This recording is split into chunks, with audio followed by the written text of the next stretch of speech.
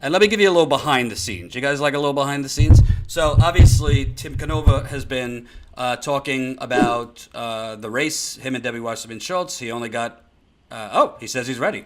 All right, let me call me. Hello. Hi, how you doing? Good. You are on live right now, so don't say anything you don't want out to the public. Okay, you got it. Thank you. So joining me is Tim Canova. He ran as an independent, obviously, against Debbie Wasserman Schultz this go-around. He also ran in 2016, that time as a Democrat. And before I ask you, I just got to say how, if you don't even pay attention to what happened, it doesn't make a lot of sense to the common sense person that you could go, you were down, I think you lost 12 points in 2016 under very questionable circumstances. I think you got less than 5% this time, which doesn't really make sense. Sure, you changed to an independent, but you would have more name recognition this time. From what I could see, you had a very strong ground game there. You have been very outspoken against the Broward County Supervisor of Elections, who you were ranting about, justifiably, the last few years, because she destroyed the paper ballots in 2016, a crime. Yes. And now she's become a national story. So in your election, Tim, what is going on? Was there rigging? Was there? I'll say right up front, I have little doubt that there was rigging. We had a great campaign here. We didn't. Let me just say from the beginning that the official narrative is that I went from something like 25,000 votes in a closed primary to half that many in this general election. Nobody believes it who was on the ground here. Nobody. There were a lot of Republicans who were breaking our way in the final 2 weeks, just on the basis of a Republican news outlet. The Floridian Press published a report that there was a Republican poll that had me neck and neck with Wasserman Schultz at 34% each. We had heard from several other people about polls that were out there that pretty much were saying the same thing. We didn't have much money to poll. This campaign was so different from the last time because we didn't have the same kind of resources. I think we probably raised less than $500,000, whereas last campaign it was almost $4 million. And for a while it seemed like it was all uphill sledding, but in the last 2 weeks, maybe last month of the campaign, it really caught fire. And we had a great ground operation, much better than Wasserman Schultz. We had canvassers at every early polling site in our district, and on election day, I think at just about every polling site in the district. And we had a big texting operation. I think there were 150,000 text messages that had been sent out in just a 3-day period a couple weeks before the election. We had targeted Facebook ads. We had a number of things that we were doing that were all gelling. And our experience on the ground was that it was a close neck-and-neck race. And that maybe, if anything, we were pulling ahead. Now, I know I'm not supposed to say that. When you lose, you're supposed to take your licks and keep your mouth shut and don't complain about the results. And I really don't care. I'm a tenured law professor.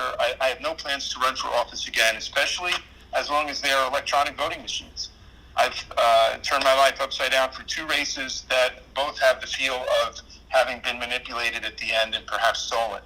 And I really don't care what people say about me. I went in this to speak the truth, and the truth is that our election system is a sham. To be tied to electronic voting machines where you cannot even inspect the software, so you have to base it on trust. Well, who are we trusting here, Jordan? We're trusting Brenda Snipes and Debbie Wasserman Schultz? No, thank you.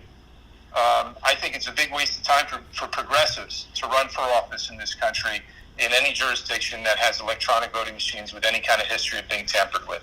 And I've heard from lots of folks in the last few weeks, and especially the last few days, saying much the same happened to them or to one of their candidates. Hey, Tim, hold on one second. We just had some technical issues.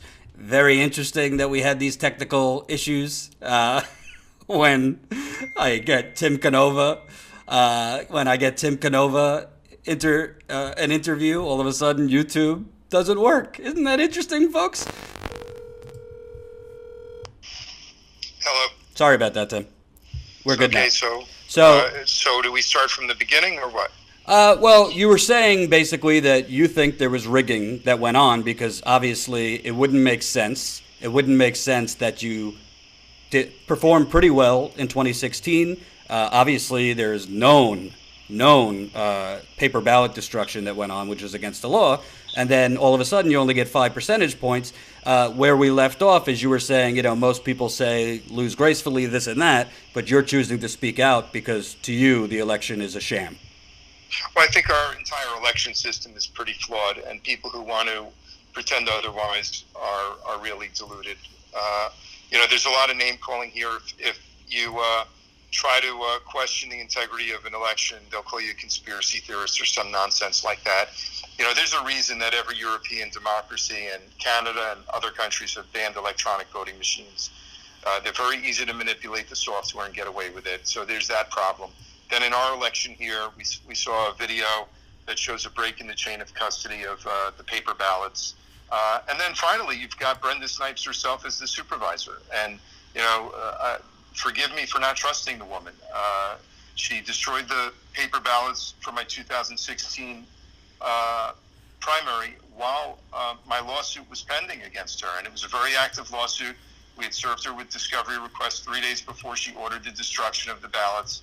And then she concealed the destruction from the court and from me and my lawyers for more than 2 more months. So it's a pattern of deceit, and of law breaking. Mm-hmm. And what's the motivation in destroying ballots, which are felonies under state law? I mean, these violate state and federal criminal law. What would the motivation be? So that gets us into some of the statistical analyses. I'd recommend people to go to hollerbackfilm.com, and you'll see the graphs that were made on cumulative vote tallies in our 2016 race. People can see for themselves. I don't have any ulterior motive in criticizing the voting system. I've gotten to the point after 2 runs now, using a lot of personal resources and building great grassroots campaigns, that it just doesn't seem like it makes sense for progressives to try to be running if there is any kind of a prospect, any kind of a chance of manipulation of software. And can you paint a picture? Because in the final days of the campaign, I mean, you were tweeting and Facebooking like a madman. It seemed like there was a lot of energy on the ground. It seemed like you cited a poll that came out from a Republican source, but that it wasn't such a far distance between you and Debbie Wasserman Schultz. No, in fact, the report that came out by the Floridian Press, based on whatever leaked sources they had, claimed that there was a Republican poll that had me in a dead heat, tied with Wasserman Schultz at 34% each, with the Republican back at 13%. And when that poll came out, or I should say when that report came out, at that point, Republicans started coming out of the woodworks and telling me they were voting for me. And even a lot of Democrats felt like, well, if we vote for Canova now, it's not going to split the vote. We're not going to get a Republican. So there was a lot of energy coming our way, all the early voting sites and election day sites. And, our social media was very active. It wasn't always me posting. We had a team that was posting. But it felt like a great, the campaign felt great in the final stretch. Felt like a winning campaign. And a lot of people were absolutely shocked, stunned by those kind of poll results. But it's not that stunning to me. Jordan, for months I was saying that I was calling on the governor, Rick Scott, to fire the supervisor of elections.